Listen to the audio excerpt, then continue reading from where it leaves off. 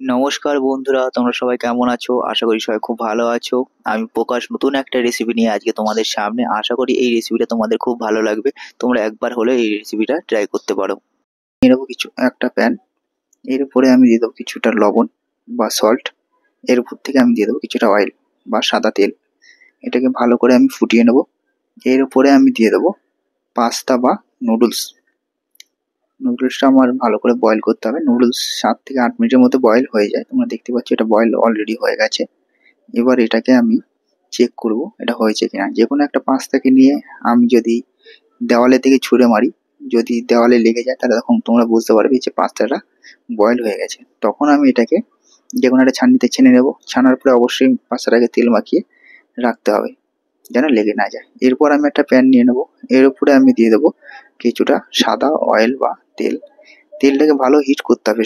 এর উপরে আমি দিয়ে দেবো কিছুটা গার্লিক চপ। এবার আমি এর উপরে দিয়ে দেবো যে বেল পেপার গুলো কুচিয়ে রেখেছিলাম সেগুলোকে, এগুলোকে দিয়ে দেবো।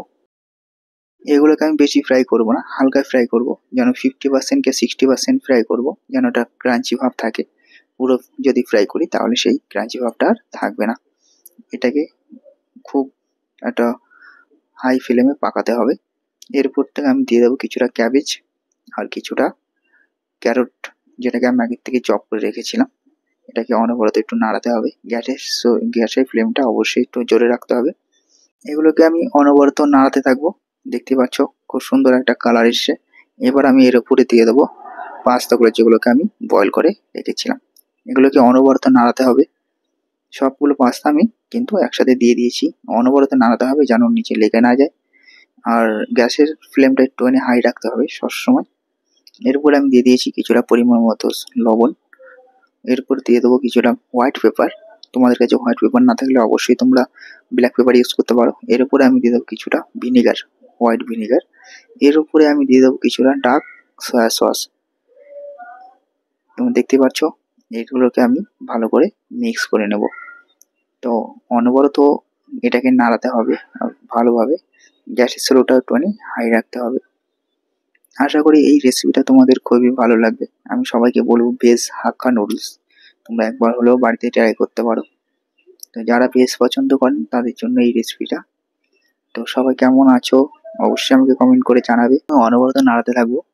প্রচুর একটা ভালো একটা হিট থাকবে প্যানে। এটাকে আমি হয়ে গেছে। এর উপর আমি দিয়ে দেবো কিছুটা স্প্রিং অনিয়ন বা অনিয়ন পাতার চপ। এটাকে আমি ভালো করে নাড়াতে থাকবো।